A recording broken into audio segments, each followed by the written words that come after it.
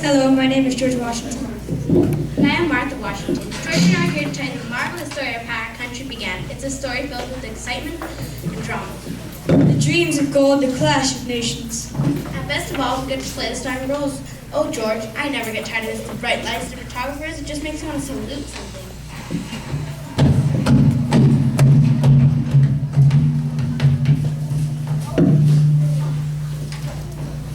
I, Leif Erikson, claim this land for me and all my Vikings!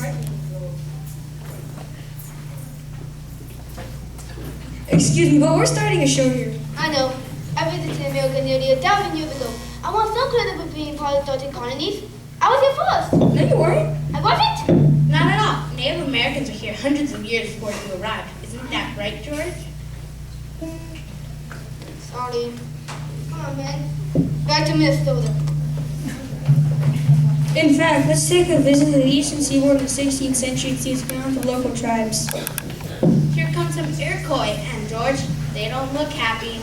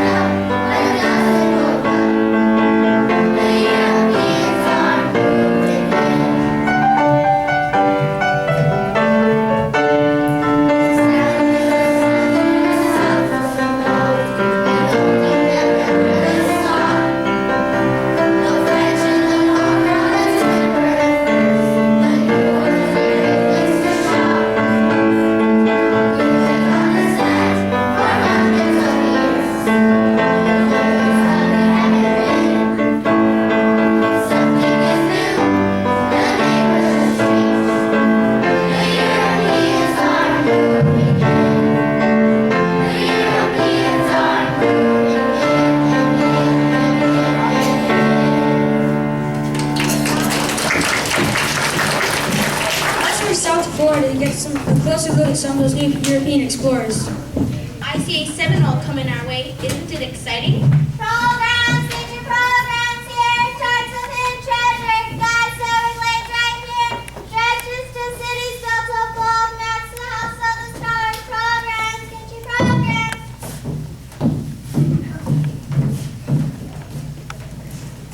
Hey you, wait, I am Ponce de Leon, famous Spanish explorer. Welcome. Want to buy a map to a city paved with diamonds and rubies? Do you think I'm some dumb tourist? Get real. Though I was wondering, you wouldn't happen to have any maps of the Fountain of Youth, do you? Those are very hard to find. Let me look. You're in luck. I have one left. You do? I'll take it. That'll be a pound of gold. Well, don't just stand there, pay the woman. At last, this has been a very difficult journey. Some people want adventure, some men explore looking for gold, but you know what I want. I want to be young again. I want my hair black, I want these wrinkles to be gone. Can you imagine if I find the Fountain of Youth, I could be young forever. You know there's no Fountain of Youth, right? What do you mean? I just bought this map. Sure, still waiting. But we do have a way to keep forever young. Hit it.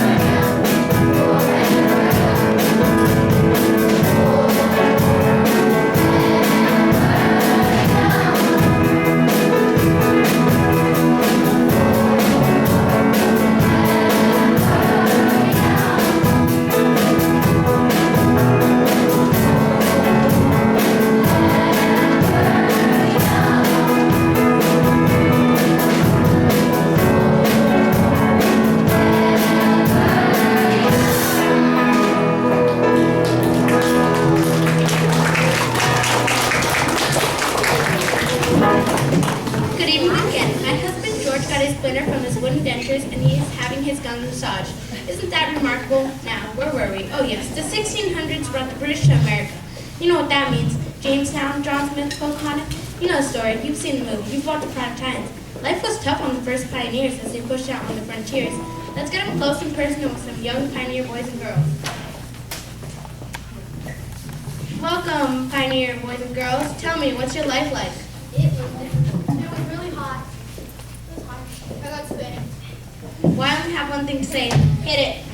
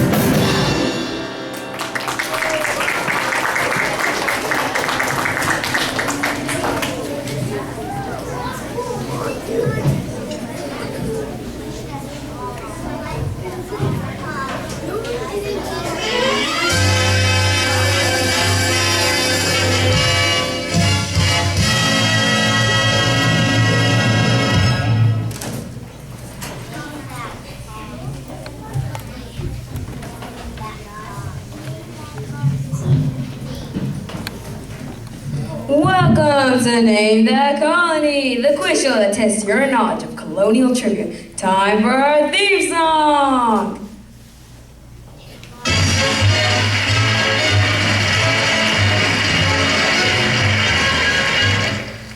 Tonight's contestant is Betsy Smith. Come on out, Betsy!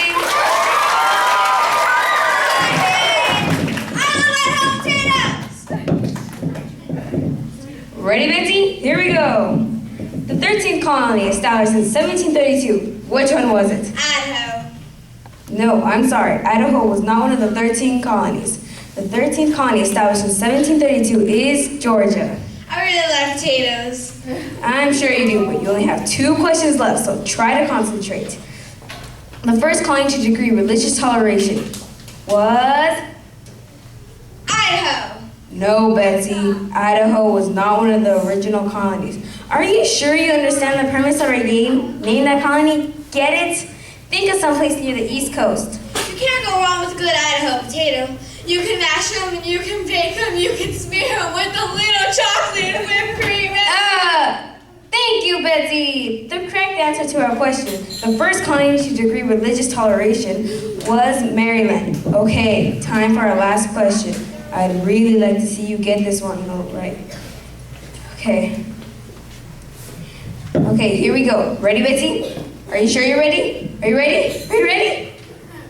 Name the colony founded as a refuge for Quakers, led by William Penn in Philadelphia, chartered in 1682 between New York and Maryland. And Betsy, it's not Idaho. Got the answer?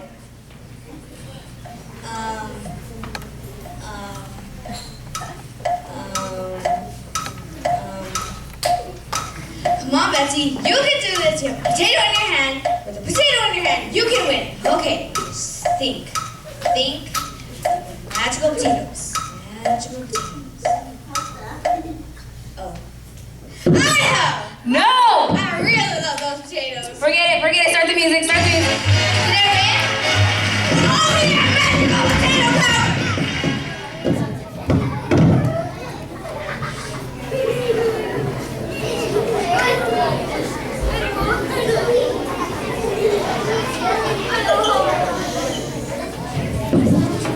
Thank you, Tim. It's great to be back. What a super audience. You know, Martha, I always say 1,000 Palms audiences are the best in the world. Oh, absolutely. Your smile looks wonderful, George. It's amazing to think they can use mahogany these days. I thought I'd introduce you to one of the famous men of the 18th century. Benjamin Franklin is perhaps. What you gonna do when the Sheriff John Brown come for you? What you gonna do? What you gonna do?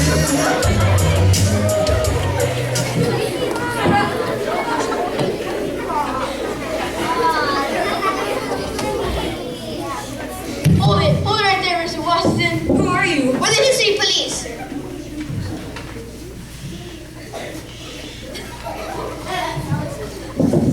The history police, I don't believe I'm really familiar with your organization. That's right, man. History police. We're here to see you do what's wrong with history. We enforce offensive wisdom. We just climbed a two gun pretty fast in a minute ago. Pretty fast. 150 years of American history in 5 minutes. Where was the speed limit? You flew right past the development of 13 colonies. 1 minute we're on the frontier, the next we got all 13 firmly established. You only have 25 minutes to get through. And now you're suddenly introducing Benjamin Franklin. Have you no respect to the flow of history? I'm sorry, but But we like you. We're going to let you go off with a warning this time. This time, but you better slow down. Explain to your audience what's going on. We won't go so easy on you next time. We were very lucky, George. I had no idea. oh, here he comes now. Ben Franklin. Would you stop for a minute? A penny saved is a penny earned. Oh, sure, Ben. I was wondering if Lost time is never found again. Ben, could you stop for a minute to talk? No, I cannot. I have to go and get the post.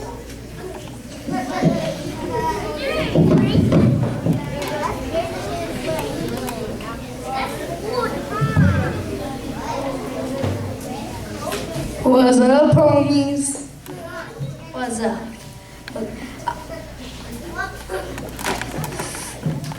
I'll tell you why we British are fighting the French in this French and Indian war. It's over religion. No, I'm simply telling you it's over fair trade. No, dog. The French want land. Something's gotta give. It's religion. Trade and rights. Dog, I think it's fight for power. Wait, maybe we're all right, but maybe I think I know why we're really fighting the French. Why? Why? Say. It's because we're British and they're so how do you say it? French. Yeah, that's it. You're right, dog. They eat weird things like goose liver. They put sauce in everything. And you know what I say? You can't understand words that they say. Mercy be you. What's that? The French have got to go. The French have got to go. The French have got What are you doing here, dog? Let me get my flight sponsor shoe. Wow. Shoe. Things are getting exciting now. We're in Boston in 1773. Bad boys, what you gonna do? What you gonna do when they come for you? Bad boys, what you gonna do? What you gonna do when they come for you?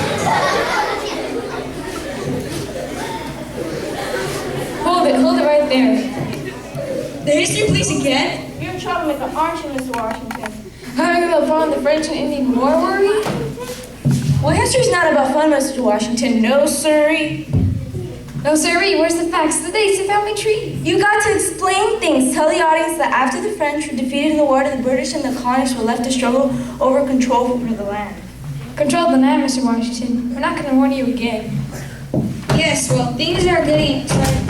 Well, we're in Boston in 1773 in a cold night in December, and colonists are not happy with British rule. Coke, 6 Cokes right here. Pepsi, Pepsi Cola, Ice Cold Pepsi right here.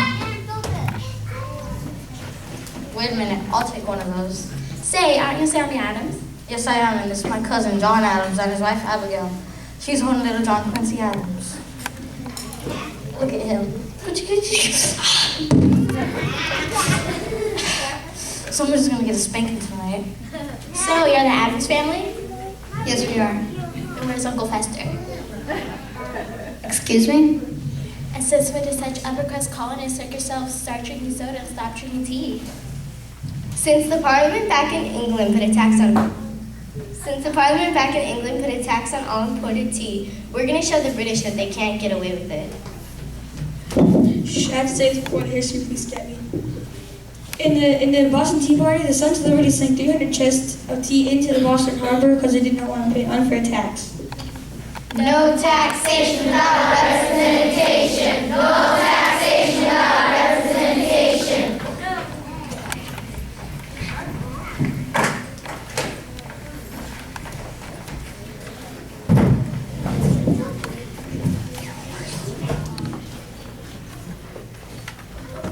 George, it's Henry Wadsworth Longfellow and Sybil Ludington. Looks like Longfellow's writing a poem. This is a special moment. Longfellow's trying to write another poem about Sybil. When you had bad tricks, you go to school in the golden room. So why are you acting like a bloody fool? If you get hot, then you must get cool. Bad boys, what you gonna do? What you gonna do when they come for you? Bad boys, bad boys. Okay, that's it. Coffin. What are you now? What did he do? Why did he skip the whole beginning of the Revolutionary War?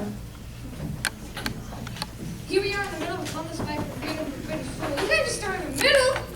Where's your narrative sense? The beginning, then the middle, then the end. And now 1777, you got a little Revolutionary War. Here was Sybil Ludington talking to the great American poet Longfellow. And he wasn't even born until 30 years later. Look him, damn. But it's dramatic license. We're booking that license, Mr.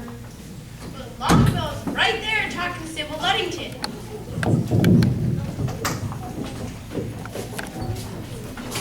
Listen, my children, and you shall return of the midnight ride of Sybil Ludington. I don't know. Sybil? Doesn't sound good. But I deserve a letter recognition name given everything Paul Revere. I know, but your neighbor's so close. Besides, Paul Revere would not see us right first. That was in Massachusetts. I went to New Orleans and New York to come to the dangerous national. Okay, how about, listen, my children, and you shall know the one of the midnight ride of Sybil Ludington. No, that's even worse. But shouldn't people know about me too? Of course, beer neighbors are anything. Think of Revere. There's so many possibilities, like year, clear, beer, hemisphere. But I was just a girl that's something, isn't it? Volunteer, wood beer. Oh, I'll never be there. Sybil Ludington was just one of the thousands of colonial heroes in the war. I like to think that I, George Washington, General, First President, etc., Father of the country, etc., had some small part in it all, but the colonists are ready to fight for freedom.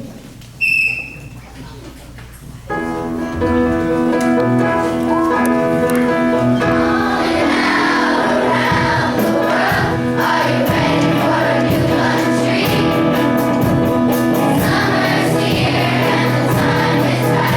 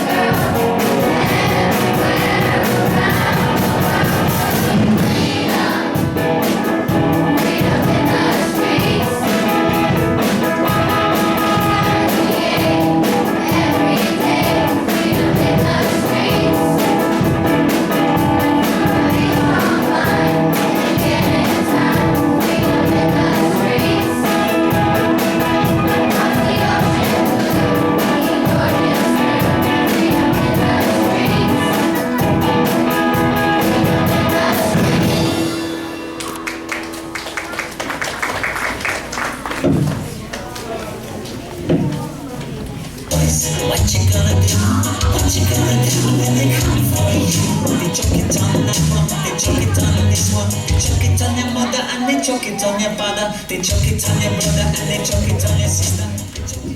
Well, it's all over. The colonies sent the British packing. I've been elected the country's first president, and my first act was to arrest these four history policemen being a public nuisance. I only regret that I have but one life to lose for my country. The president is going to execute us? He isn't? No. I knew that. With the solid constitution, this new country will get off on a flying start. And we did get off on a flying start. The whole world was shocked and amazed at our victory over England. George, this audience is shocked and amazed that we have presented over 150 years of American history in 35 minutes. Thank you for your kind attention.